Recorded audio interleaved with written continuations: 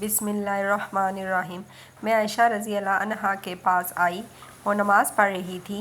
میں نے کہا کہ لوگوں کا کیا حال ہے؟ تو انہوں نے آسمان کی طرف اشارہ کیا، یعنی سورج کو گرنے لگا ہے۔ اتنے میں لوگ نماز کے لیے کھڑے ہو گئے۔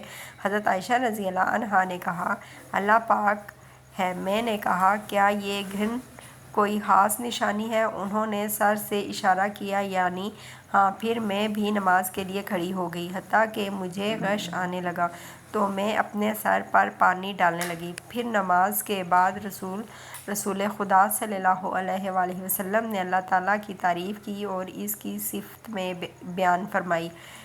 پھر فرمایا، جو چیز مجھے پہلے دکھلائی نہیں گئی تھی، آج وہ سب اس جگہ میں نے دیکھ لی، یہاں تک کہ جنت اور دوزخ کو بھی دیکھ لیا۔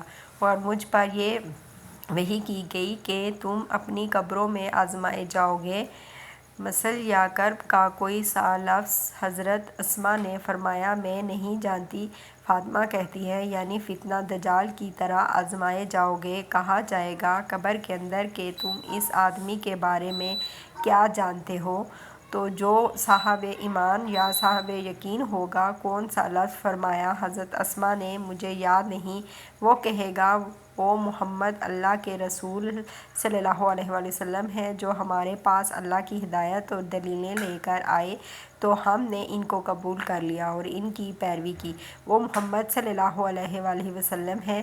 3 بار اسی طرح کہے گا، پھر اس سے کہہ دیا جائے گا کہ آرام سے سو جا، بے شک ہم نے جان لیا کہ تو محمد صلی اللہ علیہ وآلہ وسلم پر یقین رکھتا تھا۔ اور پھر حال منافق یا شکی آدمی، میں نہیں جانتی کہ ان میں سے کون سا لفظ حضرت اسماء نے کہا۔ تو وہ منافق یا شکی آدمی کہے گا کہ جو لوگوں کو میں نے کہتے سنا، میں نے بھی وہی کہہ دیا، باقی میں کچھ نہیں جانتا۔